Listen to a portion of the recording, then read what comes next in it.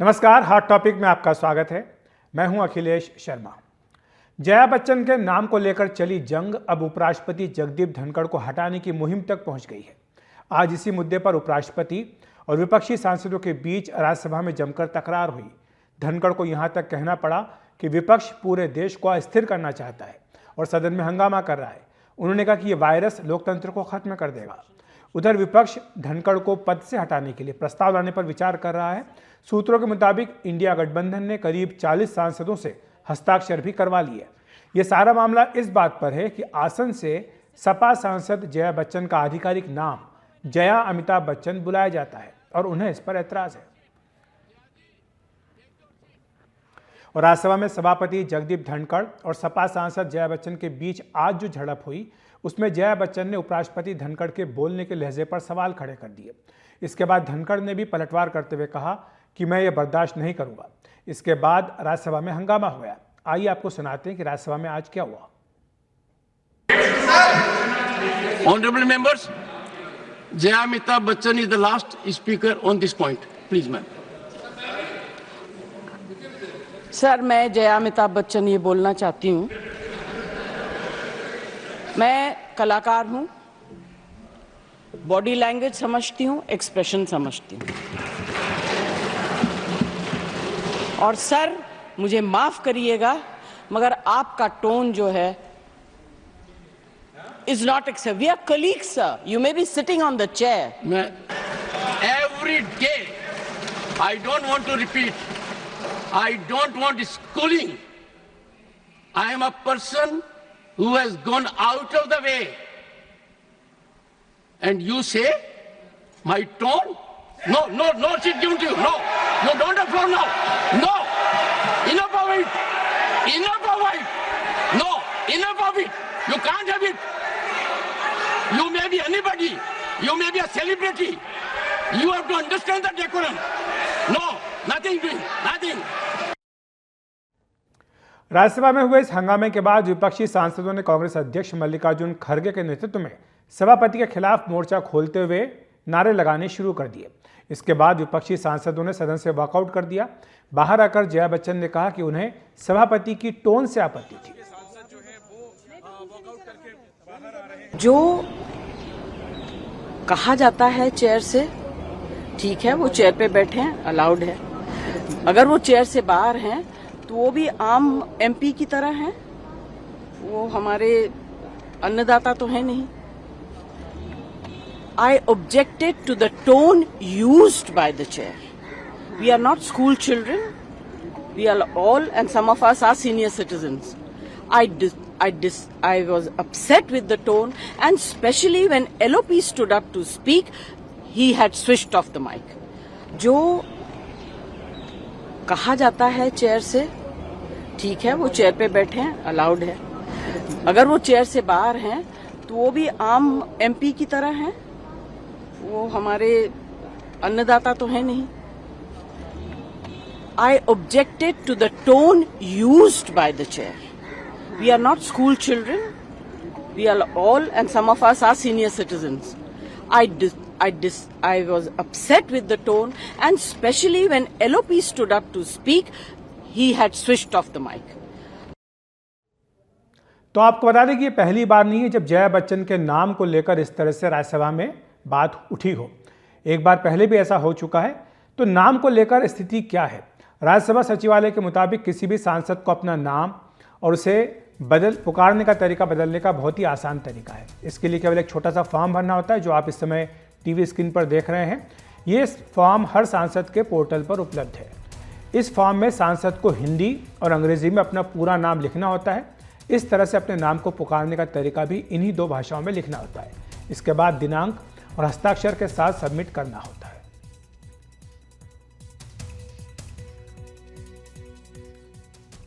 और नाम कैसे बदला जाए, इसको लेकर के भी राज्यसभा के नियम बिल्कुल स्पष्ट हैं। जब राज्यसभा का चुनाव होता है तो कानून मंत्रालय की अधिसूचना जारी होती है। उसके बाद राज्यसभा सचिवालय किसी भी सांसद के चुनाव पर अपना सर्कुलर जारी करता है। इसमें अधिसूचना के मुताबिक सांसद का नाम, पार्टी का नाम, राज्य का नाम और उनका स्थायी पता लिखा होता है। अगर सांसद को अपना नाम बदलना हो तो सचिवालय से इसका फॉर्म लेकर भरकर दे सकते हैं। नाम बदलने की अर्जी में एमएस, कुमारी, श्रीमती, प्रोफेसर, डॉक्टर, चौधरी, सैन्य पद ये सारे जुड़वा सकते हैं या हटवा सकते हैं। अगर बड़ा बदलाव हो रहा है तो हर अर्जी के साथ संबंधित सरकारी दस्तावेज भी देने होंगे। लेकिन महत्वपूर्ण बात यह कि ये नाम केवल संसदीय कागजों में ही बदले जाते हैं। तो ये महत्वपूर्ण बात है, नाम को लेकर के नियम बिल्कुल स्पष्ट हैं। और इस बीच उपराष्ट्रपति जगदीप धनखड़ के रवैये से नाराज विपक्षी सांसद उन्हें पद से हटाने के लिए प्रस्ताव लाने पर भी विचार कर रहे हैं। सूत्रों के मुताबिक इंडिया गठबंधन के करीब 40 सांसद अभी तक इस प्रस्ताव पर दस्तखत कर चुके हैं। उपराष्ट्रपति को हटाने की प्रक्रिया क्या है ये आपको बता देते हैं। संविधान के अनुच्छेद 67 में उपराष्ट्रपति को हटाने की व्यवस्था की गई है। इसमें उपराष्ट्रपति को राज्यसभा के मौजूदा बहुमत से प्रस्ताव पारित कर हटाया जा सकता है। इस प्रस्ताव को लेकिन लोकसभा की मंजूरी मिलना भी अनिवार्य है और उपराष्ट्रपति को हटाने के प्रस्ताव को कम से कम 14 दिनों पहले देना जरूरी होता है। तो ये पूरी प्रक्रिया है। लेकिन ये सारी बातें तो कानूनी और संवैधानिक बातें हुई, लेकिन इसके साथ साथ इसके लगता है कि राजनीतिक पहलू भी हैं। और इसी पर चर्चा करने के लिए हमारे साथ वरिष्ठ पत्रकार नीरजा चौधरी जी जुड़ गई हैं। नीरजा जी, स्वागत है आपका एनडीटीवी इंडिया पर। आप किस तरह से देखती हैं ये जो पूरा मामला है, इस बात से शुरू हुआ था कि नाम क्या होगा, जया बच्चन, जया अमिताभ बच्चन, वो यहाँ तक बात पहुँच गई है कि उपराष्ट्रपति को हटाने के लिए अब जो है प्रस्ताव पर भी दस्तखत करने शुरू कर दिए गए। तो बात लगता है कि कुछ और है। मामला चाहे ये हो, लेकिन इसके पीछे पृष्ठभूमि बहुत बड़ी है, बैकग्राउंड बहुत बड़ा है। बिल्कुल सही कह रहे हैं। अगर देखा जाए, और मैं बार बार ये सुन रही थी जो हुआ वाइस प्रेसिडेंट और चेयरमैन और जया बच्चन के बीच में, और ये देखने में तो लगता है बात का बतंगड़ हो गया। क्योंकि पहले भी जया बच्चन ने कहा था जब हरिवंश जी हाउस में थे, चेयर में थे, कि उनका नाम उनके पति से, उनकी जो आइडेंटिटी है उनके पति से नहीं होनी चाहिए, उनका अपना नाम करना चाहिए। तो जया बच्चन उनको उसी तरह बुलाना चाहिए। तो फिर बाद में बताया गया कि जैसा कि आप अभी जिक्र कर रहे हैं कि जो कि एमपी चाहता है, जिस तरह से वो फॉर्म भरता है उसी तरह से उसको अनुमोदित किया जाता है। तो अब ये सिंपल चीज होती अगर जया बच्चन हरिवंश जी के साथ जो हुआ उसके बाद में वो फॉर्म भर के कहती और मेरा नाम जया बच्चन है। हालांकि बच्चन भी उनकी आइडेंटिटी को दर्शाता है। अगर पर ये आपकी चॉइस है, आप अपने हस्बैंड का नाम लेंगे नहीं। मैं फॉर इंस्टेंस, मेरा नाम नीरजा चौधरी है, मेरा मेडन नाम है। पिछले 40 ईयर्स से मैं अपना मेडन नाम यूज करती हूँ, अपने हस्बैंड का नहीं। मेरी चॉइस है ये। अगर मैं कल अपने हस्बैंड का नाम करना चाहूँ तो मेरी चॉइस है ये। वो बात जया बच्चन की बिल्कुल सही है। आज वो अलग तरीके से चाहती हैं कि लोग उन्हें बुलाएं। तो ये बहुत सिंपल चीज थी, एक छोटा सा फॉर्म, 2 मिनट का काम जो कि वो कर सकती थी। और आज भी वो नहीं हुआ, नहीं किया, जो भी हुआ। तो आज फिर चेयर ने उन्हें उसी तरह से संबोधित किया, जिससे वो इरिटेट हो गई कि फिर से, और उनके टोन पे, चेयर की टोन पे उन्होंने आक्रमण किया कि उस पे उनकी आपत्ति, आई एम सॉरी बट आप ये जिस टोन में आप बोल रहे हैं, और व्यंग से उन्होंने अपने आप भी कहा मैं जया अमिताभ बच्चन, जिसपे लोग हंसे भी हाउस में। तो मुझे लगता है असली कारण जो आप जिसकी तरफ आप इशारा कर रहे हैं वो ये है कि कॉन्फिडेंस नहीं रहा ऑपोजिशन में चेयर के प्रति कि चेयर फेयर है। अब चेयर फेयर है नहीं है, मिस्टर जगदीप धनखड़ मानते हैं वो बहुत फेयर हैं। उन्होंने कि अपने भाषण में और काफी वो नाराज हुए आज, और जिस तरह से बाद में वो बोले और काफी लगा कि उनको पीड़ा हुई जिससे जैसे हुआ। तो पर ये उनको देखना पड़ेगा अगर ऑपोजिशन को उनकी फेयरनेस, इम्पार्शियलिटी पे एक सवाल चिन्ह ऑपोजिशन लगा रही है, तो फिर चेंबर में बुला के उनको इस चीज पे बात करनी। मुलाकात का सिलसिला तो लगातार चला भी, हमने देखा कई बार उनकी जो है घर पर भी गए हैं, सभी विपक्ष के नेताओं से मुलाकात हुई। रामकृपाल सिंह जी वरिष्ठ पत्रकार भी हमारे साथ जुड़ गए। रामकृपाल जी, स्वागत है आपका एनडीटीवी इंडिया पर। आप किस तरह से देखते हैं जो बात नीरजा जी कह रही हैं कि ये तो बात का बतंगड़ बनाया जा रहा है नाम को लेकर, लेकिन इसके पीछे दरअसल विश्वास की कमी है, और जो टिप्पणी लगातार उपराष्ट्रपति की ओर से हो रही है विपक्ष के व्यवहार को लेकर के, और जो टकराव देखने को मिलता है रोज, चाहे वो मल्लिकार्जुन खड़गे बनाम जगदीप धनखड़ हो, या फिर जयराम रमेश को लेकर जिस तरह से बार बार वो अपनी टिप्पणी करते हैं, डेरेक ओब्रायन को लेकर जो उनकी बातें होती हैं, उसको लेकर के आपको क्या लग रहा है कि ये मामला कहीं ज़्यादा गंभीर है? अखिलेश जी, देखिए, ये जब से ये सदन शुरू हुआ है, ये सेशन, कभी आप देख रहे हैं, अगर आपको किसी को भी पूरे भारतवर्ष में जो इतने भी दर्शक हैं सबको ये पता है कि 4 जून के रिजल्ट के बाद से जिस तरह से सत्ता पक्ष और विपक्ष में एक तरह का वो है कि द्वंद्व पहले से यह है, और मेरा ऐसा मानना है कि जब आप ये तय कर लेते हैं कि आपको सामने वाले को परेशान करना है या कहीं ना कहीं कुछ दिखाना है, तो फिर आपको कोई न कोई बहाना मिल जाता है। देखिए, ये जो आज की घटना है दुर्भाग्यपूर्ण है, लेकिन इसके पहले भी देखिए झारखंड ये वो सभापति क्या क्या क्या कह चुके थे। उन्होंने कहा कि भाई अपोजिशन का जो व्यवहार है वो ठीक नहीं है मेरे लिए, मेरे प्रति। और आज जो कुछ भी हुआ, मैंने भी अपने जीवन में एक चीज़ जो मैंने देखा है कि कोई भी संस्था हो, और ये तो लोकतंत्र का सब कुछ सर्वोच्च संस्था है, यहाँ पे ये होता है कि व्यक्ति से मतलब नहीं होता है।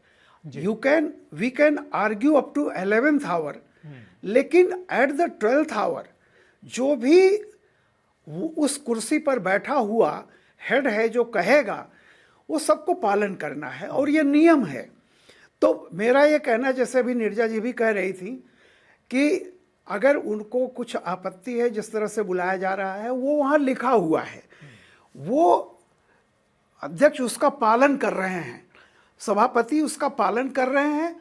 अगर आपको वो है तो जैसा कहा गया था कि बड़ा सिंपल सा है, एक पेपर पर एक फॉर्म कोई है, लिख करके दे दीजिए। उसके बाद अगर कोई इस तरह से करता है, लेकिन अगर मन में यह हो कि हमें कुछ भी मुद्दा है, हमें उसका विरोध करना है या उस पर आपत्ति जतानी है, तो आप लाख कोशिश कर लें, ये माहौल बदलने वाला नहीं है। और ये कुछ ना कुछ करके, मैं यही कह रहा हूँ कि जब से ये सेशन शुरू हुआ है तब से आप देख रहे होंगे सदन के बाहर भी क्या हम बता देंगे, हम तैयार हैं। तो जो मेरा ये कहना है कि ये कोई अच्छी बात नहीं है। सड़क और संसद का फर्क होता है। अगर जो लोग चुने हुए लोग हैं आएंगे, जो व्यवहार सड़क पर होता है अगर वही आप संसद में करेंगे तो गतिरोध तो बनेगा दोनों तरफ से। और एक ये भी है कि मैं मानता हूँ कि एक इंसान स्वाभाविक होता है, गुस्सा किसी को भी आ जाता है, लेकिन जिनको जो न्याय की अपेक्षा रखते हैं, कहा जाता है कि one who seeks remedy must come with clean hands. जो न्याय की उम्मीद रखते हैं उन्हें बड़ा निरपराध ढंग से अपने मतलब कोई वो नहीं होना चाहिए, बेदाग आना चाहिए।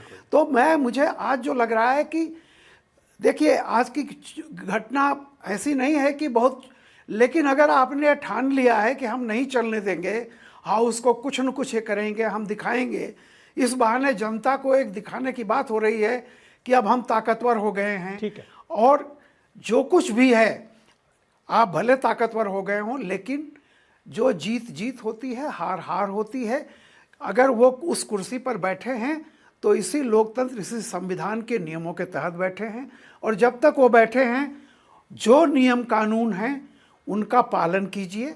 आप बहस कर सकते हैं, लेकिन वो प्रिसाइडिंग हैं, ऑफिसर हैं, वही सब कुछ हैं ऊपरी हाउस के।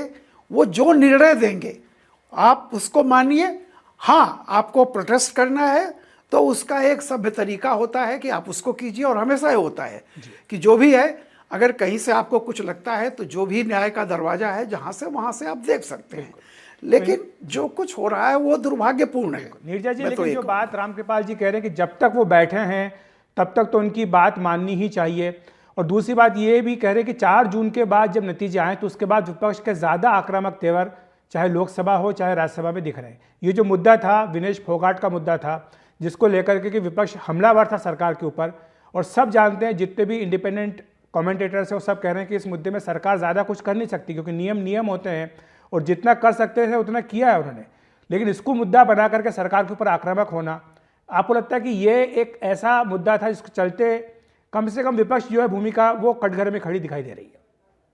देखिए, इस बार का विपक्ष बहुत मजबूती से उभरा है। नंबर 1, उनके नंबर्स ज्यादा हैं, वो ज्यादा कॉम्बैटिव हैं, और इस सेशन में, मॉनसून सेशन में वो सामने आ रहा है।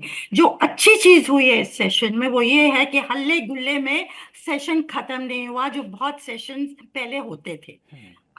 ऑपोजिशन ने अपनी बात रखी है, बहुत आक्रामक तरीके से रखी है। कई बार आप और मैं कहेंगे भाई ऐसे नहीं बोलते तो ज्यादा अच्छा रहता, और तरीके हैं बोलने के, और तरीके हैं अपनी बात पेश करने के, वो अपनी जगह है। लेकिन चर्चा चली है दोनों तरफ से कॉम्बैटिव तरीके से चली है। लेकिन जो आप और मैं शुरू में बात कर रहे थे, दोनों साइड्स के बीच में जो सिर्फ टकराव की बात नहीं है, एक डिस्ट्रस्ट है, एक बिटरनेस है, एक कड़वाहट है, वो हमारी डेमोक्रेसी के लिए अच्छा नहीं है। और मैं मानती हूं कि आज जो हुआ है, पिछले दिनों में भी हुआ है, हो सकता है कि दोनों चेयर्स जिनके बारे में ऑपोजिशन सवाल उठा रहा है कि वे नॉन पार्टिजन नहीं है, उनको शक है इसको लेके, और वो चैप्टर एंड वर्ड्स आपको बताते हैं, तो दोनों शेयर्स की तरफ से एक इनिशिएटिव हो सकता है कि ऑपोजिशन के लोगों के साथ बैठें और जानने की कोशिश करें कहाँ प्रॉब्लम है और कहाँ और कैसे वो दूर की जा सकती है। ठीक है। और ये मिस्टर धनखड़ भी, मिस्टर ओम बिरला भी बहुत अनुभवी हैं, बहुत लंबे अरसे से हैं, पॉलिटिक्स को जानते हैं, सिस्टम को जानते हैं, पार्लियामेंट को जानते हैं।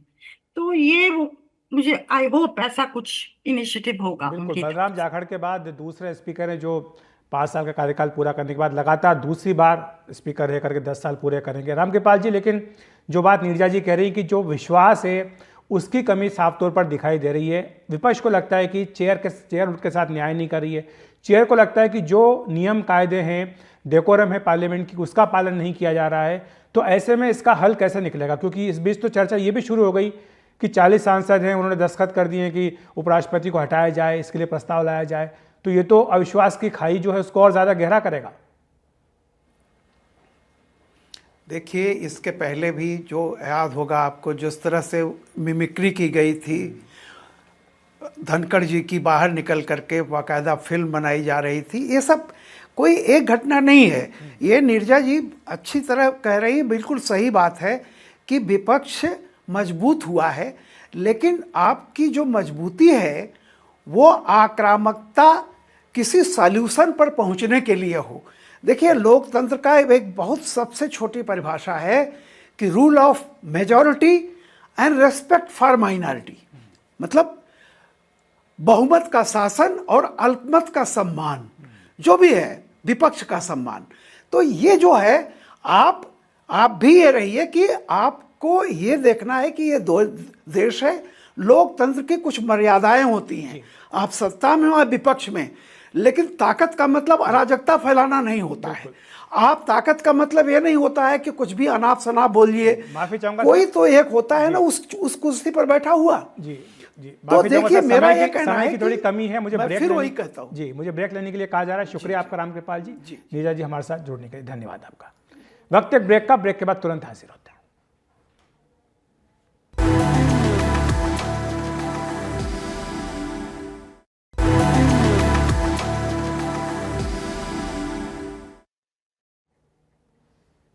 SC/ST वर्ग से आने वाले बीजेपी सांसदों ने आज प्रधानमंत्री नरेंद्र मोदी से मुलाकात की, उन्हें एक ज्ञापन भी दिया। इसमें कहा गया है कि SC और ST आरक्षण को लेकर सुप्रीम कोर्ट के आदेश को लागू न किया जाए।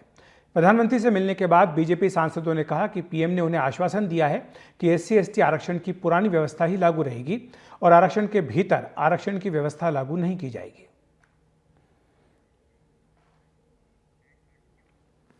केंद्र सरकार ने वक्फ संशोधन अधिनियम बिल 2024 के लिए आज जेपीसी के सदस्यों के नामों का ऐलान कर दिया।